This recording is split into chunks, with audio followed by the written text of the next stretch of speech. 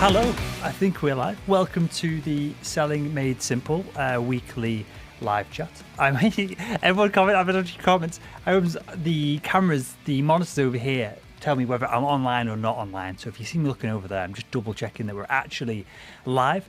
If you've not done this before, if you've not engaged with us on the Selling Made Simple live chat, weekly live chat before, just drop us a link, a comment, a message in the live chat box. If you're watching this on YouTube, if you're watching it on LinkedIn, and I'll do my best to answer your questions, whether it's about sales, life, business, whatever it is. As long as it's somewhat appropriate, I'll have a go at answering it for you.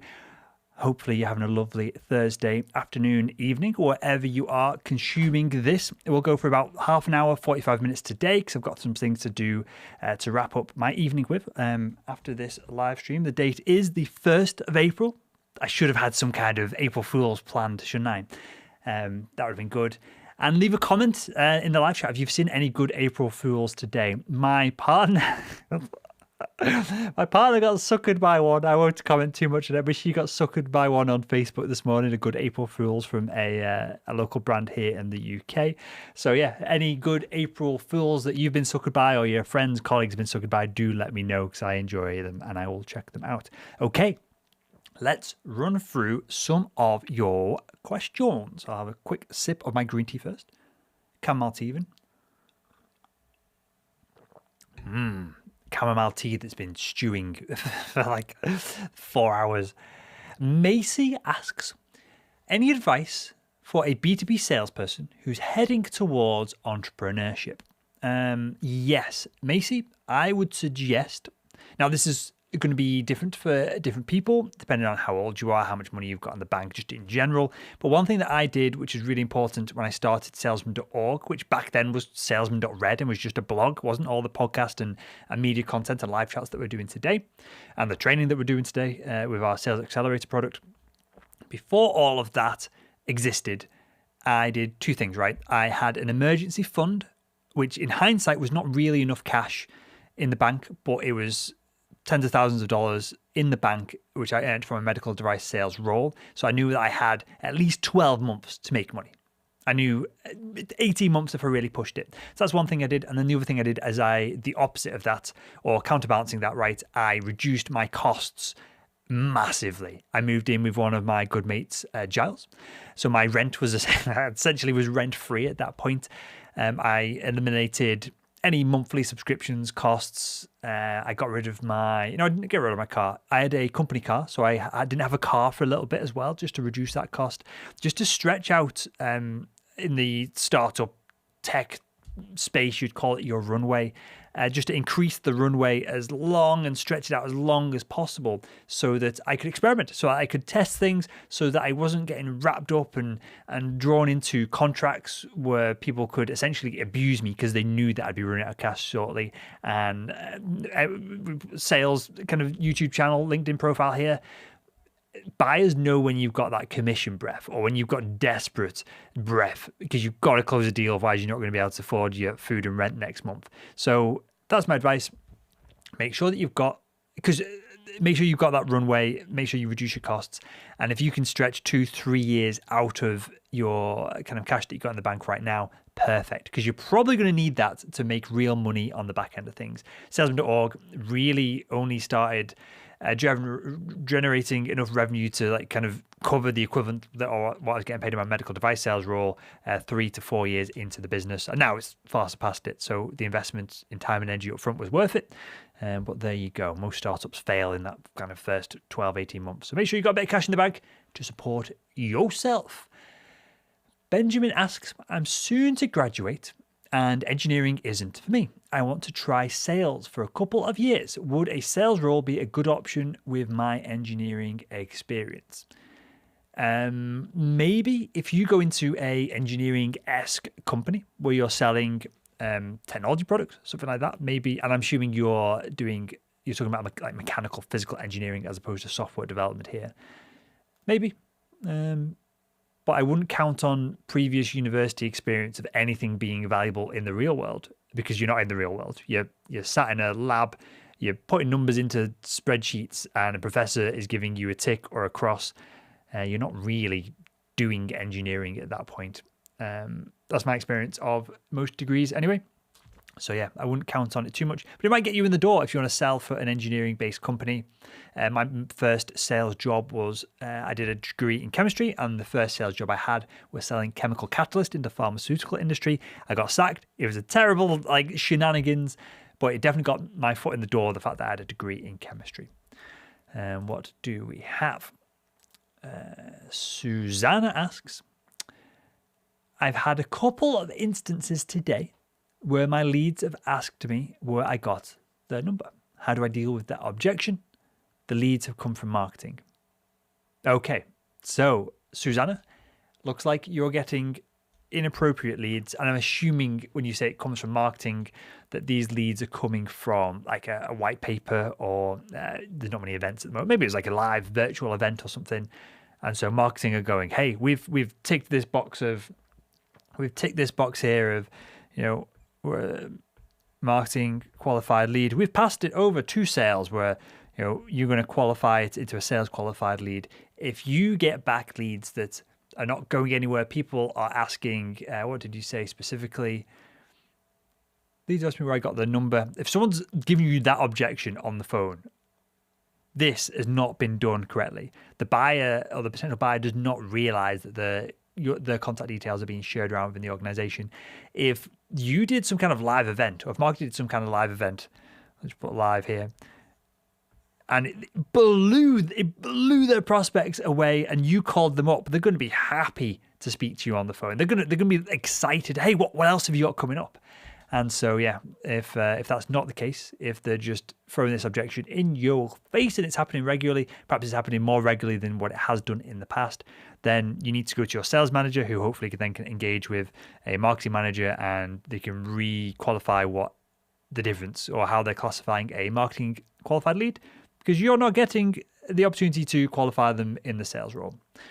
And this is probably going to happen more and more as sales, it's cliche, right? Sales and marketing kind of integrate with each other and align.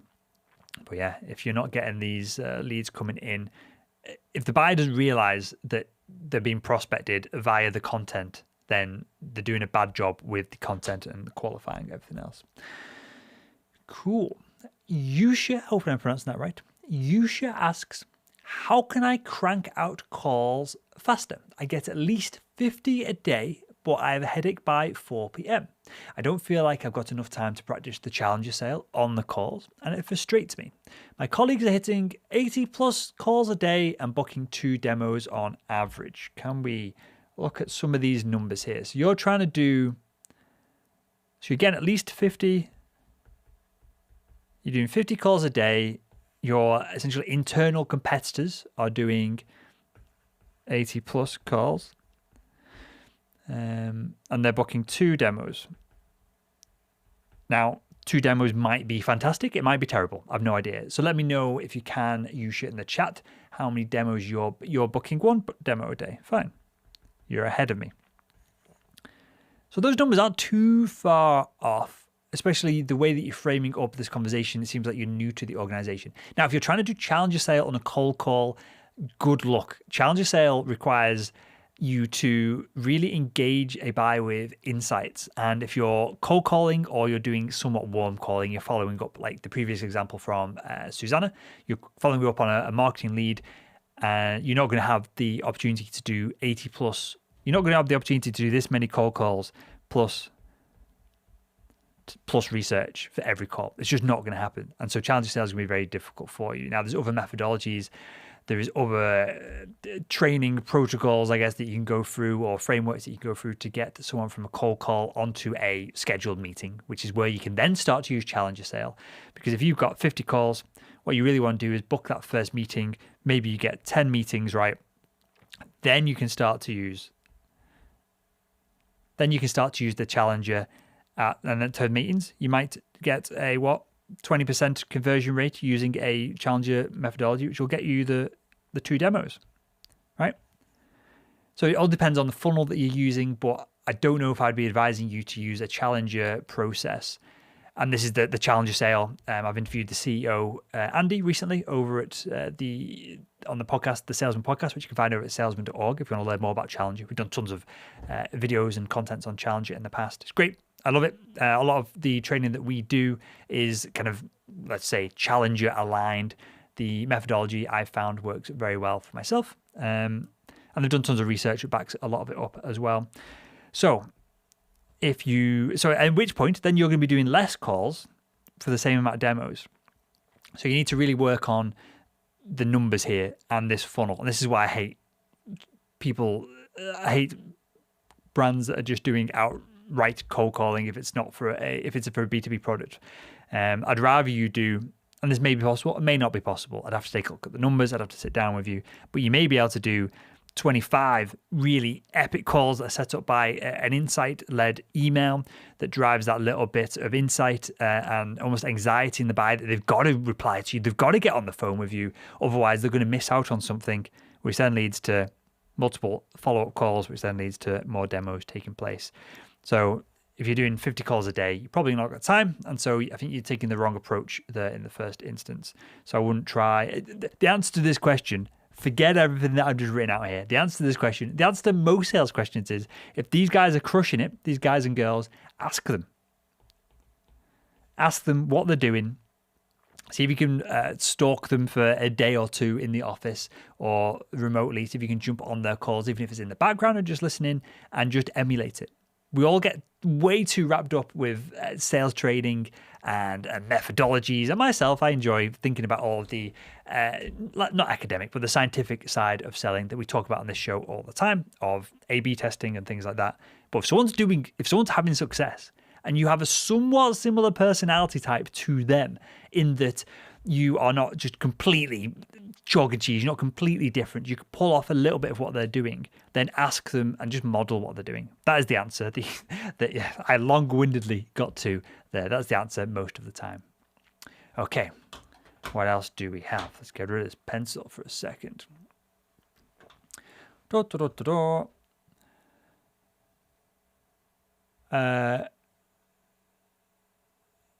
do we have? Niraj, I think that's right. You've got Logan Paul as your picture. Pretty sure it's not Logan Paul in disguise here, mate. I am a broker. I sell college seats in India. How do I approach parents to get them to buy a seat via me and not anybody else? So I focus more on I focus completely on B2B, but I'll entertain your business to consumer question here.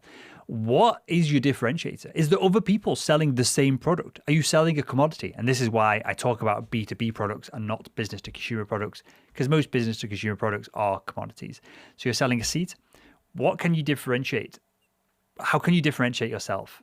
You are the differentiator here, right? Can you respond to these parents in a more timely manner? Can you get in front of more parents via automation, cold emails, warm calls, whatever it is? Do you have insights that your essentially competitors who are also selling seats don't have? Do you have 10 years of experience in this space? Are you an ex-lecturer? Can you leverage lecturers within the space itself? Can you go and interview some of them and create some content, and you send that content out so that you are the expert in this space, so that if 5 people reach out to these parents, all from the same university or similar universities, they go, hey, I want to work with Niraj because he sent me this amazing piece of content. Clearly, he's got inroads with all of the professors, all of the lecturers, and so he can perhaps put things in place for my son or daughter in that first couple of weeks to get them settled that other salespeople in this space can't. That's what you really got to be looking at. Also, your LinkedIn profile, maybe less your LinkedIn profile. Maybe you need a small personal website so that people can look you up.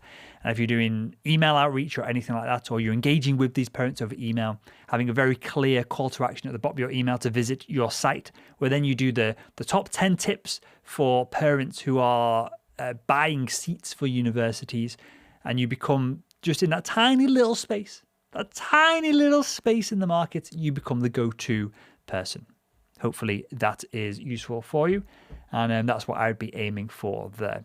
Especially in selling university seats with semesters, terms, and it's cyclical. It comes in every 12 months or so. You've got a real opportunity there to build a brand, because you've got 12 months to build content, refine it, put it out. 12 months to build content, refine it, put it out. And so becoming an expert in that space versus sales training, what I'm in, which is more evergreen. And other than the COVID pandemic, has just been stagnant for like 30 years with people not actually doing any research or developing new insights. Really, there was spin selling, then there was Challenger, and then there's a few more companies trying to do a bit more research now. But it's such a stagnant, rubbish market with no cycles that it's very difficult to build that personal brand in. You've got the advantage of every year fresh new faces, fresh new lecturers, people to engage with, and so you've got a real opportunity there. Hopefully that was useful.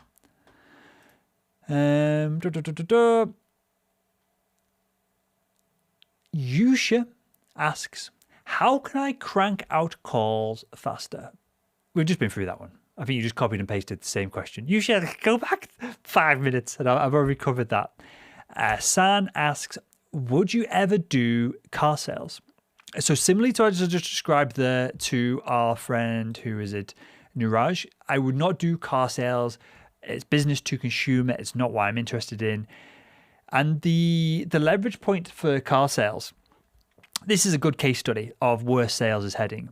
There used to be, if we imagine this is a scale, right? It used to be that you have your salesperson over here, and you'd have your consumer on this side of the scale. And I've got these the wrong way around. So we'll go. This is now the scale coming this way. Can I erase this? There we go. There's a new tool for a new hack for the live stream.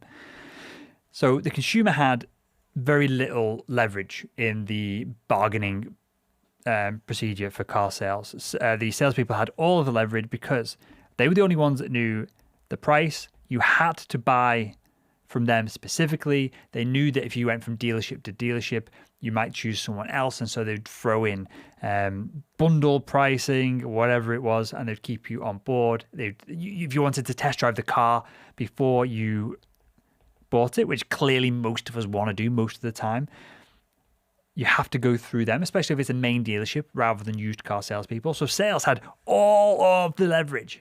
Now, this has been flipped completely on its head, because now, we'll flip this around, the consumer, the customer, well, pricing is online. So they know the pricing, they know the offers, so we get rid of this, there's no bundles anymore. You can buy it I could buy, if I wanted a Nissan GTR, I could buy it from Nissan Leeds. I could buy it from Nissan Manchester and just get it shipped over. I could buy it from Nissan Birmingham. I could go down for the weekend, pick it up and drive back. And because the pricing's all online, there's no mystery. There's no risk in me doing that. So I can buy it from anywhere. So the leverage is over here. And the way that cars are developing, the way that the consumer side of cars is developing as well, I need to test drive one less and less and less. If I want a Tesla, I can't test drive. Well, maybe you can, but it's the process that they have, especially here in Leeds. If you go to, if it's not the Arndale Centre, there's the Victorian Quarter, whatever it is. There's a posh part of Leeds city centre. They've got a little shop inside there. You go in, there is an iPad. You choose your colour, you spec it up. It's all very much Apple store like. You put a deposit in, you put your credit card details in, wham, bam. Someone might be there to advise you on, well, this paint does this, or these wheels will do this, or this add-on pack will do that. But they're in a customer service role. They're not salespeople. And tell me if I'm wrong with this, if there's anyone from Tesla who watches the show and this content at some point in the future. And they may be on a commission, but essentially the customer service. They're not there to really influence you. If you want to buy a Tesla, you're going to buy a Tesla, and you can only get it from Tesla. And this is why this scale is tipped so much in this way. So I've never gone into car sales because you've got no leverage point.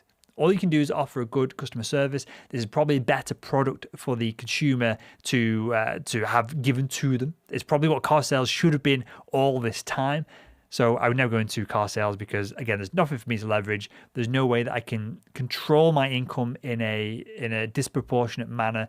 So there's no hacks, there's no tricks, there's nothing I can do to drive more revenue. And so my value in the organization is limited. And so I'm going to get paid a limited amount.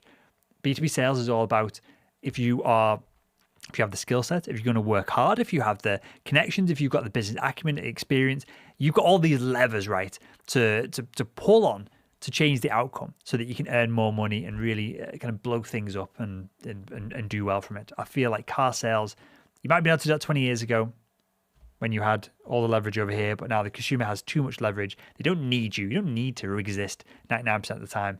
And so it's very difficult for you to earn. It's very difficult for you to earn those kind of big incomes. What else do we have?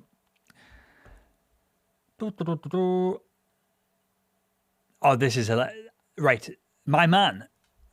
So we've gone back and forth on LinkedIn a bunch of times. You've been very kind and commenting on our content, but I've never actually said your name out loud. So please forgive me if I get this wrong. Rain Lanigan. I presume I'm saying that right, Rain. I appreciate your comment, mate. He says, saw you were live. Jumped on to say hi. Slick setup, mate. I appreciate it. I've just had a call with a contact over at HubSpot. I've just been going through some of the setup that we have over here. Because I feel like we're not cutting edge is the wrong way to describe it, but I really want to push the boundaries of what we can do live from like a one-man band, because I think this is going to be really valuable for salespeople. So I appreciate that, Rain, you commenting on the setup, mate, because eventually everyone will do this. What I'm doing now with a whiteboard, all sales, all business interactions will essentially be this. There'll be one whiteboard on Zoom. Everyone will collaboratively engage on it. Whether it's a whiteboard, a PowerPoint deck, or whatever it is, this is definitely the future. So I want to be at the forefront of it so I can teach you guys it if you're so inclined. Zamaro asks, how would you sell influencer marketing campaigns to brands? Okay, let's move on to the slide. You've got to ask yourself, or I would, so let's pose this I'm in a day one job selling influencer marketing campaigns to brands. What would I do? The first thing would be to sort out my, we'll call it ICP. So my essentially ideal customer persona. Who am I selling into within the brand? I want to know the obvious stuff, like, the job title, the position within the organization, the size of the brand. There's multiple ways you could go about doing that, whether it's revenue, turnover, or number of employees. I won't break this down too much, but that's what I'd want to know from the very beginning. Then I'd want to suss out, well, what can influencer marketing do for these brands? Now, for a brand like Coca-Cola, public-facing, influencer marketing is huge. It's killer for them. I guess the best example is Pepsi. So Pepsi sales went through the roof when they had Michael, maybe wouldn't have done it if he did all the documentaries that come out about him. Maybe things would be different now. But when they did the campaign with Michael Jackson, it was influencer marketing before we really had a term for it, before kind of Instagram superstars and TikTok stars who are doing influencer marketing right now. And when they worked with MJ, the sales versus Coke kind of just blew up. It went insane.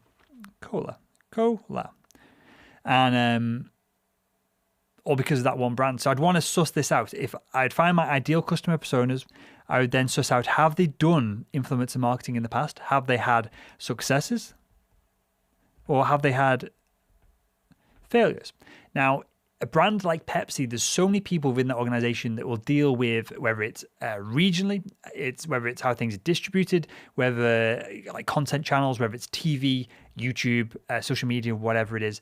You've got plenty of opportunities to get involved and get in touch with these larger brands to engage with these people. So I wouldn't call, I'm hesitant as I say this, as if I'm giving real advice here. But in this made up study, what I would do is I would interview as many of these influencers within the account possible. So head of marketing, if I get hold of them, VPs, there'll be probably a head of influencer partnerships right at this moment in time as we live in 2021. I just want to get on the phone with them, ask them a few questions, see what worked, what didn't, and see if we can pull out any insights. So we're looking for insights very specifically from someone who is very likely to buy our product, a very specific brand that's had someone on board who's had success, and insights from these individuals.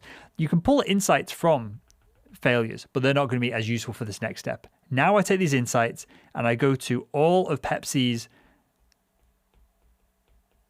I go to all of Pepsi's competitors and I say, hey, Pepsi won by doing 1, 2, 3. We can help you do 1, 2, 3 as well. And some of these brands might be big, they might be small. I probably wouldn't be going to Coke. I'd be going to smaller brands beneath the kind of market cap of Pepsi and Coca-Cola. And that would be my in. That's what I'd use to start essentially the systematic selling process that we teach over at salesman.org. And this is why this is cool, right? Because once this works and you start getting some meetings, this gets you in the door, right?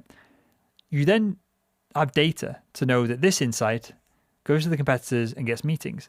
And so you don't need to send 1,000 emails in a spammy nature. You know that you can send 10 and you can have a good chance of getting 5 to 8 phone call meetings or in-person meetings, whatever it is, after the fact. And you just feed that loop. You just do this feedback loop over and over and over until eventually it won't work anymore. The insights will change. You've been through the entire market segment, whatever it is, and then you shift. So you take similar insights and you don't go to competitors. You go to someone who is perhaps adjacent in the marketplace. So rather than other cola brands or soft drink brands, you might go to a brand like Red Bull, right? And then you test it. If you get a meeting, great. Feed it back in and you continue with these insights. And this is what a lot of the modern marketing sales process is, essentially. Finding insights, getting in contact, engaging the buyer, sharing insights, showing how you can give someone else, using a case study, a story, showing how you can give someone else the success that the pinnacle brand like Cola or Pepsi has had via kind of MJ. And then you translate that down and maybe sometimes titrate that down or dilute it down to your series or your list of Instagram superstars that you're selling on the back of. So there we go. That's how I would do Instagram marketing. Salem asks, great show. Love your content. I love you as well, mate. Thank you for the question. I've not read the rest of it yet. Hopefully it's an appropriate question and I'm not just thanking you for hurling abuse at me via the internet. Okay. Salem asks, great show. Love your content. Any advice on how to implement modern sales techniques when your manager is a bit of an old school sales guy? So I've been here. I've been in this situation. I've talked about it on the show, on the podcast before. So it was before social selling was a thing.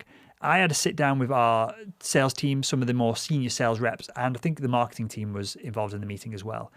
And in hindsight, I didn't realize that this was an important moment in my career at the time. As I said, social selling didn't exist at this moment. And they were somewhat old school, the organization that I was working for at the time. And I sat everyone down and I said, hey, look, surgeons are on LinkedIn. Surgeons are on Twitter. Twitter was the big one at the moment, at the time, that I really wanted to engage with. So, hey, why aren't we all sharing the marketing literature on Twitter with surgeons, engaging, going back and forth, building that little bit of brand, bit of rapport? There's plenty of surgeons just talking about their kids' families. So you've got to do it appropriately. And it basically went nowhere. It got shot down. And I'm not here to say I invented social selling, but essentially I was on the same wavelength as other individuals at that time that knew that this was the future, right? And so I've been in the situation where the sales leadership kind of half saw it, but saw other things were working as well, and so didn't want to engage with my ideas. And in hindsight, I've been wrong about lots of things, but I was somewhat right about that one thing. So what would I do right now? The one thing that you can do is very literally test it. So if you want to use a modern sales technique and you feel like it's more effective than what your old school sales manager is asking you to do, test it. Ask for forgiveness rather than permission, right? If they complain after the fact, but you turn around and say, hey, well, I booked 27 demos this month and closed X number of revenue if you're an account manager, or I did X, Y, Z, or I've got us this meeting with this massive brand and they're happy to speak to us. Usually when I'm bringing these individuals using your old school sound techniques, I'm pestering them. I'm annoying, and I have to rope in leadership, or I have to rope in marketing, or I have to rope in someone else to relieve this burden of the pesky salesperson who's chasing these people up. But when I use a modern sales technique, like what we describe and what we talk about with systematic selling over at salesman.org, when I use this modern sales technique, Challenger, there's tons of different techniques, right? When I use this modern technique or systematic process, people see me as an ally. People want me to come in and engage with them. And so we're getting more business on the back of it. That's what you need to do. Test, verify, share that with the team. And very simply, you could become the hero. As long as your sales manager isn't too dogmatic of this is my way or the highway, which if you're showing them evidence to the contrary of what they're teaching you, then they're just an idiot and they'll make their way out of the organization eventually, because there's no reason for them to be there if they're teaching you to do the wrong thing.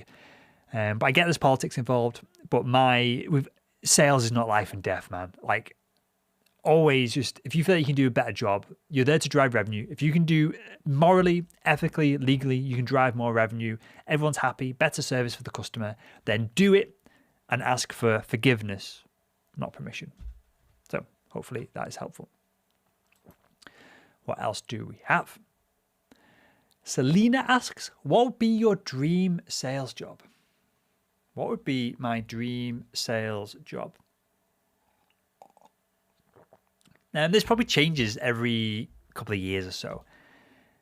And this is something I've thought about maybe spinning up a startup to engage with. But I really enjoy building out infrastructure, both for studios and studio space like we've got here in the salesman.org HubSpot studio, and the networking side of thing and all the infrastructure from an IT perspective. We just spent frigging 10 grand on some new servers and different things to host and store all of our content. I really enjoy doing all that kind of stuff.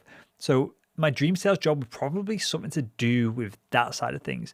And look, to be clear, it's not dissimilar to the cameras, operating room equipment that I was selling in my medical device sales role. It's all somewhat connected. So that would probably be my dream. My dream sales job would be doing that, but I earn £50 million a year doing it. So yeah, there we go. I would only be doing a B2B sales role for the cash, just grabbing that cash. That'd be the only reason I'd be doing it. Of course, obviously, I wouldn't be doing a passion project in a sales job. There's plenty of passion. If it wasn't a sales job, there's plenty of jobs that I could perhaps take a look at and give you a more nuanced answer. But yeah, I'd earn 50 million a year. That would get me a nice boat and some nice holidays, and I can look after the people close to me. But it would be selling tech equipment, server, computer stuff, IT hardware, or media production gear, and setting up studios, that sort of things. Cool. Fahim asks, who actually hires salespeople? There's a company that I want to reach out to and sell them on hiring me in an account manager position, but I'm not sure who to speak to. Okay, so this is, I won't go off on too much of a rant on you, Fahim. I appreciate the good faith question here. If you have any skill whatsoever in sales, you ring up someone within the organization and you use good questioning to uncover this for yourself. For me to tell you this, the answer to your question is who knows, right? It could be in a large organization. It could be a sales manager in a smaller organization with less layers of leadership. It could be a VP of sales, because there could be the VP and then one salesperson if it's a startup. Who knows? What you need to do is leverage some of your, hopefully you've got some decent sales skills on the go there. If not, you need to develop them and ring up a salesperson, find the company on LinkedIn, ring up a salesperson and ask them who's hiring, who the hiring manager is. If they're not sure, go one step up the food chain. Ring the sales manager and pitch them on yourself and ask them that question. If you're unsure, or if you can and you've got the skill set and you're happy to put yourself on the line a little bit and put yourself out there, get on LinkedIn, get a message over to the VP of sales, CRO, CEO, depending on the organization size and the scale and that level of hierarchy within it. Ask the question. I can't tell you that, but someone within the organization will. Cool. What do we have? Zamuro says, that's genius. Thanks. You're welcome. You think that's good? You should check out some of our more formal training, because that is kind of only scratching the surface of it, what I described there. Or Google, or head over to salesman.org and check out some of the systematic selling training that we've done. We've actually got a video coming out maybe next week, Monday, Tuesday, on a complete overview of the systematic selling process, which will help you very directly. So it's Thursday as I record this. It'll be out on Monday in a few days' time. Where are we?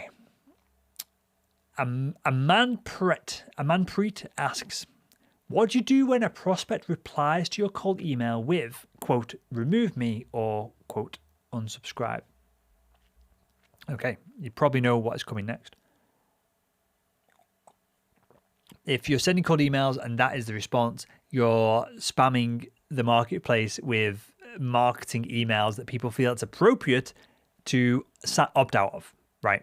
Now you might be thinking, oh, well, I'm gonna skirt the rules, laws, regulations here of marketing emails have to have that unsubscribe link within them when they're sent kind of a mass email, which I don't know the exact legal. It's probably different country, state, but if you are sending more than 100 emails, you need to have that as a baseline figure here. You need to have the unsubscribe link at the bottom of them. If you're sending more than 30 emails, whatever it is, there'll be a number out there. You can Google that. So if you're sending a cold email and the buyer's assuming that it's just a generic marketing email, then you're not customizing the email. You're not adding any value. You're not sharing any insights in the email, which we touched on earlier on. You're not doing a very good job.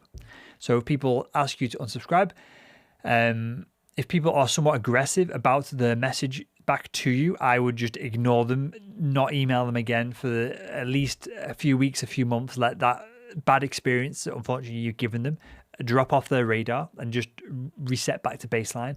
If it's a lighter response of, hey, please remove me from your email list, then I would perhaps go back to them and say, hey, this has obviously gone to the wrong person. I've got wires crossed. Can you help me out with, or can you introduce me to? And most people are going to ignore your message, but a few people are going to get back to you, and that might be a way to get into the organization. And especially if you sell to the enterprise, they might be able to make an introduction for you from you just being open and honest and being clear that maybe you've not sent the best email in the first instance. So yeah, you're not going to get 100% of people replying to an email when you're replying to someone say, unsubscribe me, but you might get a few people. Okay. We will go for, what time is it? I always lose track of, we've been 38 minutes. So we'll go answer one or two more questions and then we'll wrap up with that. We'll keep it short and sweet this week because I'm having a week off next week. So I'll probably still do the live chat because I quite enjoy chatting with you guys and engaging and sharing some insights and playing around with all this live streaming technology.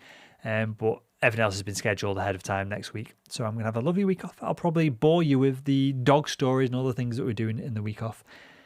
Okay, so answer one or two more. Joss asks, what is a day in the life of Will Barron? So from a content training production schedule, up at 7ish, we go and walk Walter, feed him, water him, all that good stuff. And Walter's our golden retriever puppy. I think he's like 16, 17 weeks at this point. So he's starting to settle down a little bit. So after that walk, and hopefully we meet up with some other puppies, socially distanced, of course, within whatever guidelines the government have for us at the moment.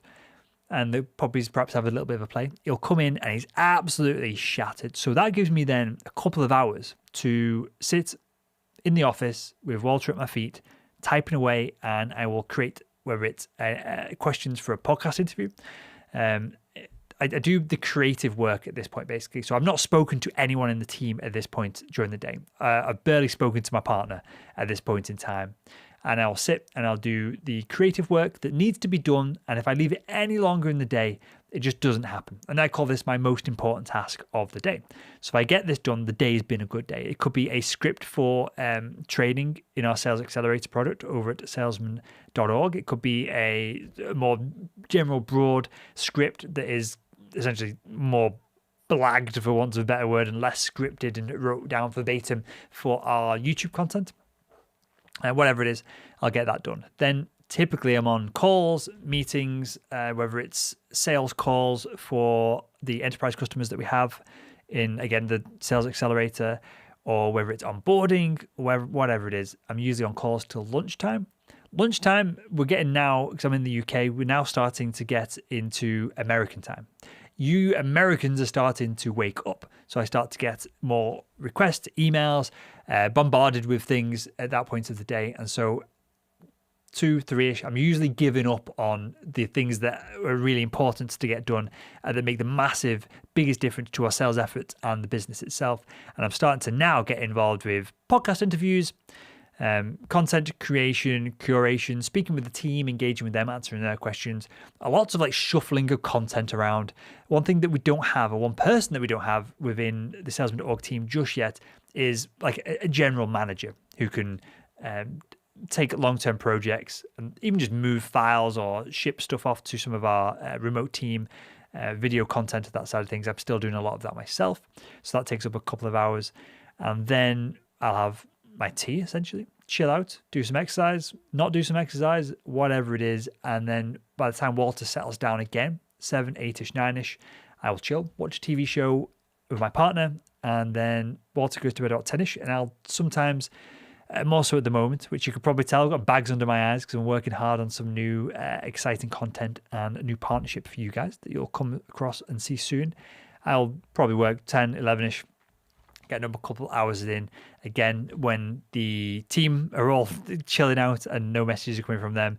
Emails from the US have started to slow down because their days are starting to wind down as well, and that allows me a little bit of time to crack on there. So there you go. Hopefully that might have been interesting. It might not have been interesting at all. Do we have any others? Do we have any final questions? Aaron Schmukler, I appreciate you, mate. Hi, Will, he says. I appreciate you. Hi, Aaron. Okay, Lorenzo. I appreciate you, Lorenzo. I think you commented last week as well. He asks, I am Italian, and of course, my first language is not English. I found a great opportunity as a sales rep. Do you think that having a good but non-perfect English might be an impediment? Well, if you speak as well as you write, no. So if I'm hiring a sales team, if I'm hiring whoever over at salesman.org, I don't care if you've got an accent. Irrelevant. As long as I can understand you. I would hire someone with an Italian accent who was a better performer over someone who had a British accent who was a waste of space and lazy. Maybe that's an extreme example. I guess if there was 1% performance difference in either or, your accent would not be an issue. I'd be looking for other things to break things down by. So yeah, the answer to your question is, if you found a great opportunity as a sales rep, maybe and maybe I'm overemphasizing this.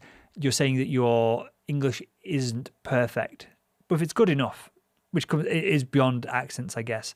Because sales is clearly communication. You've got to be able to take what you're thinking in your head, translate that into language, which is imperfect in its very own nature. Then there's this wall and filters of the medium that you're communicating it through. Then the other person that you're engaging with has to listen to that language, translate it into their own kind of thoughts and processes. It goes to the back of their head. And then there's cognitive biases. There is whether the individual is perhaps racist toward Italian people. We've no idea, right? There's multiple variables of all of this. I think if you've got pretty good English, even if it's not perfect, that is one of the fewest or least impactful variances that you can have in a sales role. As long as you can communicate somewhat effectively with your potential buyer, and you can, especially in the remote world, right? As long as you are supported by marketing, all that side of things, it's probably not an issue whatsoever. Again, I say it all the time, go and test it. See if you get the job. Apply for it. Definitely don't hold yourself back because you are concerned about your English, because your English is probably better than most people in the UK. I find this all the time. A lot of people who are second language English speakers will speak a lot better than English people because we're doing it learning bad habits from those around us, where you've learned it structured in an academic way. And so you probably got better English than half the people who speak it as a first language. Lorenzo says, thank you so much. Thanks to your suggestions, I landed a great job opportunity. I owe you a lot. I appreciate that. That can go on the board of testimonials. I appreciate you, Lorenzo. Okay, as well. Okay, well, with that, we'll wrap up there on a high note. I will be back on next week in my week off. I'll come back for you guys and girls. That's cool.